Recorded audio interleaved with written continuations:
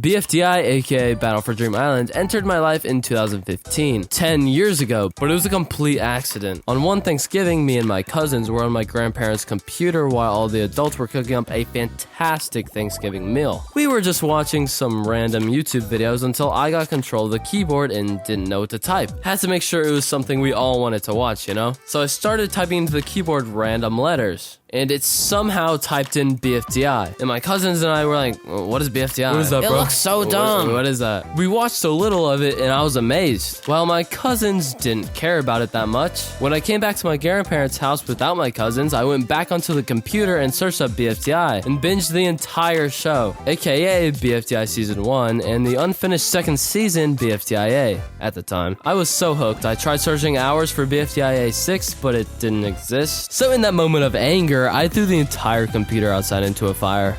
And then I just sort of kept watching it and eventually found Inanimate Insanity on the same computer, and then the bow chair thing happened and I got scarred for life, so I couldn't really watch Inanimate Insanity for like 2 years. That was pretty rough, but I got past it and now object shows are my job?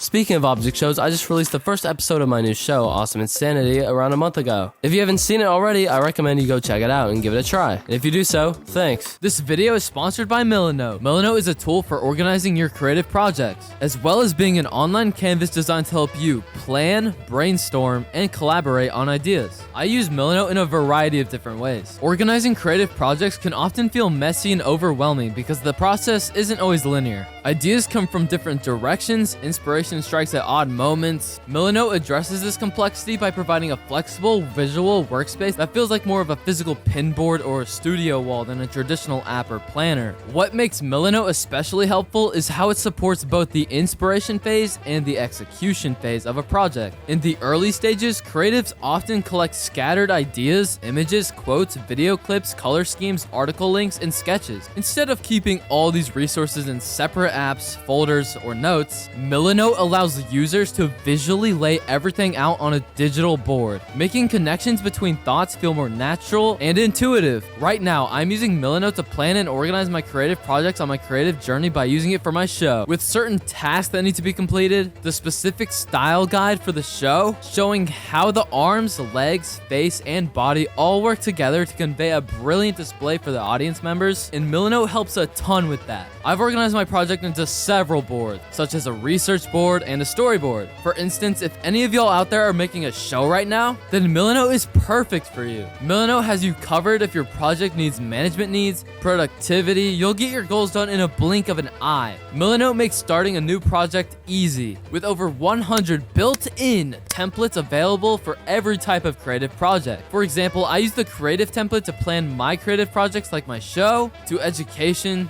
to project management, and so many more templates. It blows my mind. When you're ready to share your work, you can invite your team to gather important feedback and collaborate with them. For example, I shared this board with my friend Caleb Moody. He said, "Looks great, Tyler." Finally, Milanote is available for free with no time limit, so sign up for a free Milanote account using the link in the description. Thank you to Milanote for sponsoring this video.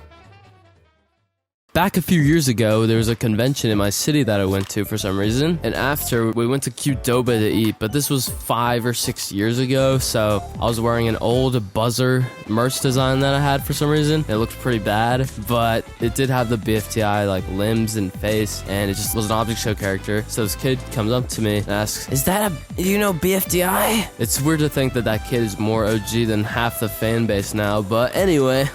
Also, if you're a new gen, just get out, bro.